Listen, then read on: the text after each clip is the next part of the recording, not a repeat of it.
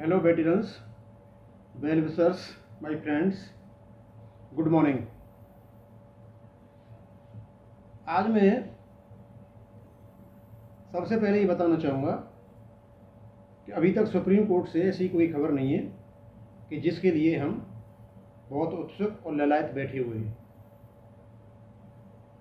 आज का मेरा जो टॉपिक थोड़ा है कि हमारे कुछ कन्फ्यूजन हो रहे हैं, उन कन्फ्यूजन को एमएससीपी और ख़ास करके एमएससी से संबंधित प्रमोशन, एमएससीपी से क्या फ़र्क पड़ता है, इसके बारे में मैं थोड़ा क्लियर करूँगा।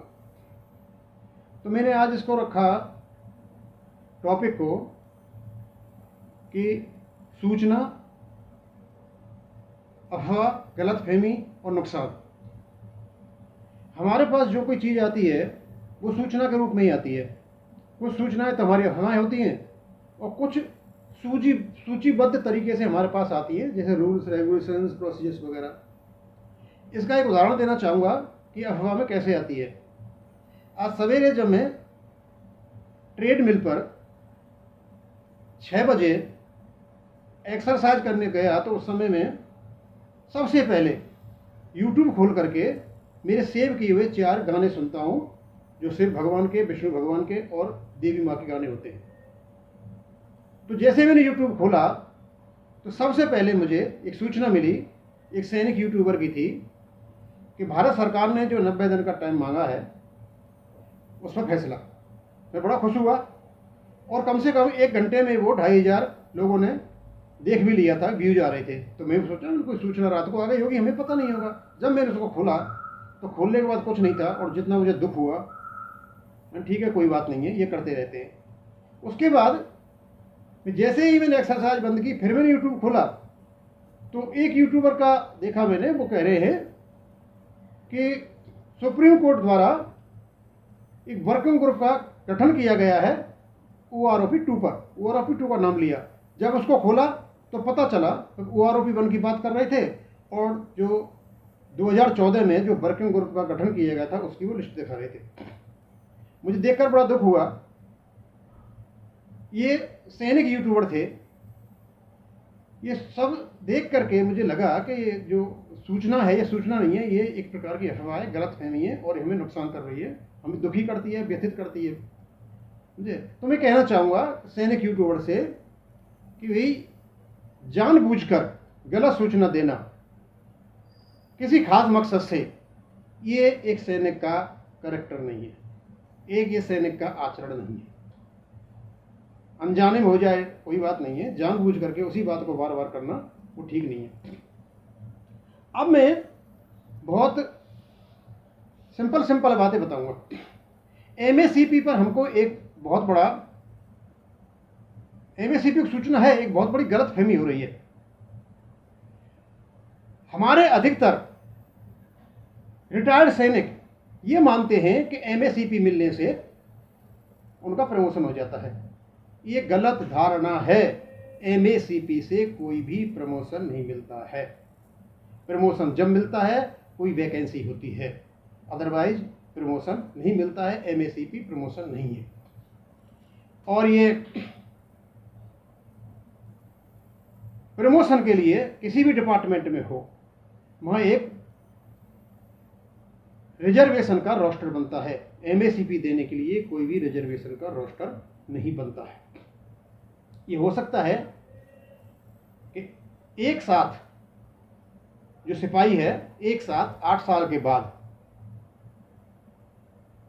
एक का प्रमोशन हो एक ही डेट को, और उसी डेट को बराबर उनके 8 साल होते, एक को एमएससीपी मिले, एक का प्रमोशन होकर के वो भी 3 से 4 ग्रुप में चला जाएगा, एमएससीपी भी 3 से 4 में चला जाएगा, उसको भी एक इंक्रीमेंट मिलेगा, उसको भी एक इंक्रीमेंट मिलेगा, उसका भी ग्रुप चेंज हो जाएगा, उसका भी ग्रुप चेंज हो जाएगा, 7 CPC में लेवल चेंज हो जाएगा। 6वें वेतन आयोग में ग्रुप चेंज होता था। एक नायक होगा लेकिन एक सिपाही होगा, इसके बावजूद भी कि वो ग्रुप नायक में है, लेकिन उसका प्रमोशन नहीं हुआ है, वो अभी सिपाही ही है। और एसीपी ये 5वें वेतन आयोग में आया था, इसको 6वें वेतन आयोग में मॉडिफाइड कर दिया। मॉडिफाइड क्या किया था इन्होंने, एक तो इन्होंने जो पहले जो ज़्यादा समय में ये मेला करता था उसको इन्होंने 10, 20, 30 कर दिया, और आर्मी के लिए इन्होंने 8, 16 और 24 कर दिया। और दूसरा, पहले एक इंक्रीमेंट मिलता था एसीपी में, 5वें वेतन आयोग में, और 6वें और 7वें वेतन आयोग में, 6वें में तो आपका ग्रुप चेंज हो जाता था ग्रेड पे, और 7वें वेतन आयोग में आपका लेवल चेंज हो जाता था। ये इसमें मॉडिफाइड कहलाया। अदरवाइज एक ये एसीपी को ये एमएसीपी आपकी मॉडिफाइड हो गई। अब यहाँ बहुत बड़ा कन्फ्यूजन ये है कि एक 17 साल का सिपाही जिसको एमएसीपी 2 मिला हुआ है, कन्फ्यूजन ये है कि हवलदार है, हवलदार वाले ग्रुप में है, हवलदार वाले 5वें लेवल में है, ये हवलदार नहीं है, ये सिपाही है। और ये जो एमएसीपी वाला है, ये जो नॉन एमएसीपी, खास करके 1996 से पहले से, यदि कोई 18 साल का सिपाही है और ये 17 साल का सिपाही है, एमएसीपी 2 मिला हुआ है, तो वो 18 साल वाला सिपाही पहले भर्ती होने के कारण वो सीनियर है, ना कि ये सीनियर। अब मैं थोड़ा सा कुछ उदाहरण देना चाहूँगा। अभी मैंने 2 सिपाहियों का लिया, एक का प्रमोशन नायक में हो गया और एक सिपाही रह गया। अब मैं और ज़्यादा क्लियर करने के लिए, बहुत स्पष्ट करने के लिए, क्योंकि जो डायरेक्ट एंट्री होती है वो हवलदार की होती है एईसी में, चाहे ग्रुप वाई हो चाहे ग्रुप एक्स हो। मान लीजिए दोनों एक ही डेट को भर्ती हुए और 8 साल के बाद दोनों को एमएसीपी 1 मिल जाता है और वो अपने ग्रुप से नायब सर वाले ग्रुप में चले जाते हैं। और 6वें वेतन आयोग में जाते तो वो जो इनका हवलदार का ग्रुप था 2800 वाला ग्रेड पे का, उससे वो 4200 में चले जाते, और इसमें इनका लेवल चेंज हो जाएगा। अब 16 साल के बाद क्या पोजीशन होती है कि 16 साल के बाद एमएससीपी तो दोनों को मिलनी है, लेकिन उसी डेट को एक वैकेंसी आती है, एक का प्रमोशन होता है, एक का नहीं होता है। जिसका प्रमोशन होता है उसको एक इंक्रीमेंट मिलेगा और वो केवल 4200 वाले ग्रुप में रहेगा, नायब सर वाले में। लेकिन जिसको एमएसीपी मिलेगी वो सूबेदार वाले ग्रुप में चला जाएगा और उसकी ग्रेड पे हो जाएगी 4600 6 पे कमीशन में, और यह लेवल ही बदल जाएगा। अब ये तो हवलदार है, अब नायब सूबेदार तो रहा अपने ग्रुप में 4200 वाले में, और सूबेदार चला, और जो हवलदार है वो एमएससीपी 2 लेकर के, उसको वैकेंसी नहीं थी प्रमोशन की, वो चला गया 4600 वाले में। ये बड़ा ही उल्टा सा सिस्टम हो गया। लेकिन इसको रोकने के लिए एमएससीपी में नियम है कि एमएससीपी मिलने से यदि किसी की पे ज़्यादा हो जाती है तो जो जूनियर सीनियर है उसकी पे प्रोटेक्ट नहीं होगी। क्यों? यह सीनियर नायब सूबेदार है, हवलदार नहीं है।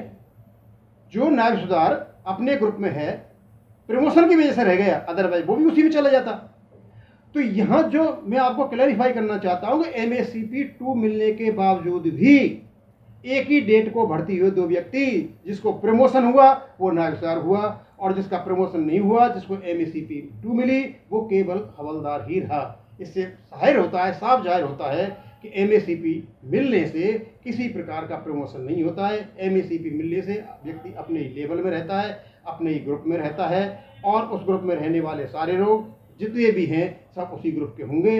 और हमारी जो OROP है ये 1 रैंक 1 पेंशन है, यानी एक रैंक को एक पेंशन, और रैंक हमारे पास केवल 6 है। मैं ऑफिसर की बात नहीं कर रहा, हमारे पास रैंक है केवल सिपाही, नायक, हवलदार, नायब सूबेदार, सूबेदार और सूबेदार मेजर।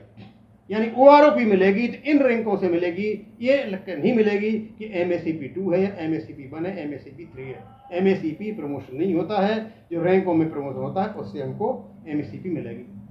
तो अब मैं चाहता हूँ कि शायद, और तीसरी बात यह है कि किसी प्रकार से मैंने बता दिया कि वो रोस्टर नहीं बनता है ग्रेजुएशन का, और भी बात मैंने पहले बता रखी है सारी जितनी भी हैं। अब मैं बताना चाहूँगा कि हमारे जो 7 CPC में जो पे स्केल हैं उनको देखने के बाद ऐसा लगता है जैसे एक्स और वाई ग्रुप ख़त्म कर दिए। बहुत बड़ी गलतफहमी है।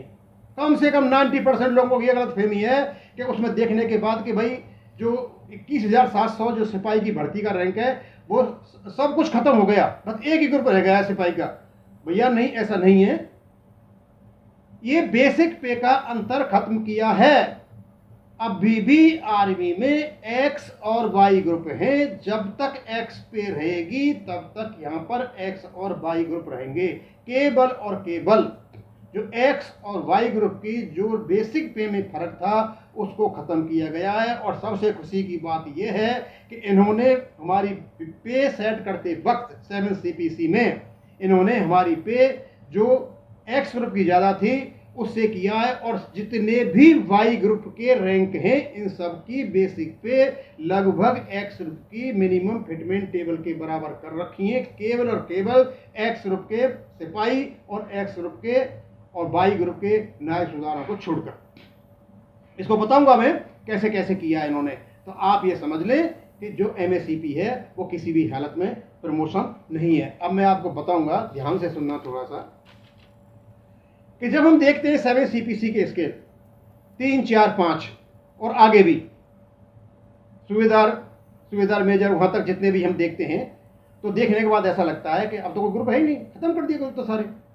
नहीं भाई, 21,700 एक 2016 को जो भर्ती होगा उसको मिलेगा। एक्स ग्रुप वाले को इसमें 5200 MSP के जुड़ जाएंगे और 6200 XP के जुड़ेंगे और लगभग इनकी बेसिक पे होगी 33,000 के आसपास जाकर के। उसी प्रकार जो वाई ग्रुप का हुआ 21,700 और उसमें सिर्फ MSP जुड़ेगी, XP नहीं जुड़ेगी इसमें। और XP भी दो प्रकार की हैं, एक 6200 की 3600 की है। अब ये पता नहीं किस किस में कैसे कैसे दे रखा है, लेकिन दो प्रकार की हुए हैं। अब मैं ये बताना चाहूँगा ये कैसे कैसे सेट हुआ है।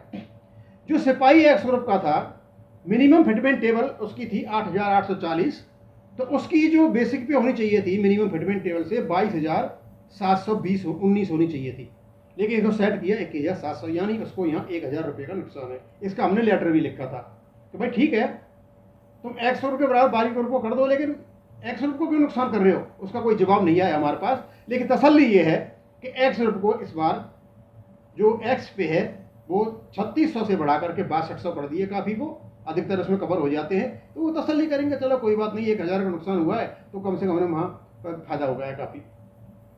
उसी प्रकार जो नायक था एक्स ग्रुप का, उसकी बेसिक पे मिनिमम फिटमेंट टेबल से 24,287 होनी चाहिए थी और उसको सेट किया 25,500 पर।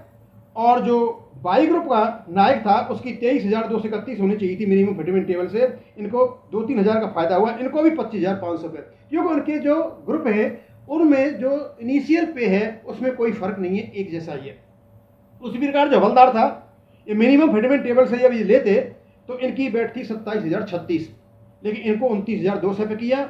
और जो हवलदार बाई ग्रुप थे इनकी जो बेसिक पे थी मिनिमम फिटमेंट टेबल से ली जाती तो नुकसान होता, लेकिन इनको किया 24,775 बैठती, लेकिन इनको भी 29,200 पे किया और लगभग इनको 4,500 रुपये का फायदा हुआ, क्योंकि इनको भी ये एक्स ग्रुप में लेकर के चले। केवल और केवल बेसिक पे बराबर है, बेसिक पे पहले अलग अलग थी लेकिन ग्रुप अभी भी है, एक्स भी है और वाई ग्रुप भी है। उसी प्रकार जो नायब सुधार था जो एक्स ग्रुप का था उसकी बेसिक पे मिनिमम फिटमेंट टेबल से 38,400 होनी चाहिए थी, लेकिन इनको किया 35,400 पर। यहाँ इनको 3,000 का सीधा नुकसान दिया। रीजन क्या था इसका भी हमने लेटर लिखा हुआ है, कोई जवाब नहीं आया। और नायब सुधार जो बाई ग्रुप था इनकी 37,676 होनी चाहिए थी, लेकिन इनकी भी 35,400 से सेट किया हुआ है। और इसका फर्क कब पड़ेगा, जब 15-16 साल के बाद जब ये OROP आएगी और उस समय ये फर्क डालेगा बहुत ज़्यादा। उसी प्रकार जो सूबेदार था एक्स ग्रुप का उनकी 44,101 होनी चाहिए थी मिनिमम फिटमेंट टेबल से, इनकी सेट की 44,900 पर। और जो नायब सूबेदार बाई ग्रुप के थे उनकी 43,381 होनी चाहिए थी मिनिमम फिटमेंट टेबल से, इनकी हुई 44,900 पे, इनको इतना फायदा हुआ। और जो सूबेदार मेजर थे उनकी मिनिमम फिटमेंट टेबल से एक्स ग्रुप की 47,000 होनी चाहिए थी, इनको 47,600 पे किया। और उसी प्रकार सूबेदार मेजर जो बाई ग्रुप के थे उनकी 44,615 होनी चाहिए थी, तो 47,600। तो हमें यहाँ पर एक खुशी की बात यह है कि जो हमारे 7 CPC के पे स्केल सेट किए गए थे और इन सबको बराबर करने के लिए इन्होंने एक्स वाई ग्रुप को नकारते हुए इतना अपग्रेड किया कि उनकी बेसिक पे को जो एक्स ग्रुप की बेसिक पे थी मिनिमम फिटमेंट टेबल उससे सेट किया। तो किसी को नुकसान थोड़ा सा हुआ है, जो एक्स ग्रुप का सिपाही है और एक्स ग्रुप का नायब और वाई ग्रुप का नायब, लेकिन दूसरों को फायदा हुआ है, इससे हमें तसल्ली है। और दूसरे अंत में मैं ये बताना चाहूँगा कि मैंने क्लियर किया है कि एमएससीपी से आपस में वो नहीं करें। एमएससीपी केवल और केवल एक फाइनेंशियल ऑपरेशन है, ये कोई प्रमोशन नहीं है। और ये एमएससीपी का जो असर होगा ये केवल 1996 से पहले ही लोग नॉन एमएससीपी मिलेंगे, अदरवाइज 96 के बाद तो आपको एसीपी और क्या नाम एमएससीपी, एमएससीपी 1 ये सारे मिल जाएंगे जितने भी हैं मुझे। तो उनके लिए है मेन समस्या ये। तो और जो ओआरओपी है वो रैंक वाइज है, एमएससीपी से कोई मतलब नहीं है उसका, सिपाही सिपाही है, नायक नायक है, चाहे वो एमएससीपी का है या विदाउट एमएससीपी का है। बस मैं इसको यहीं ख़त्म करता हूँ। थैंक यू, धन्यवाद।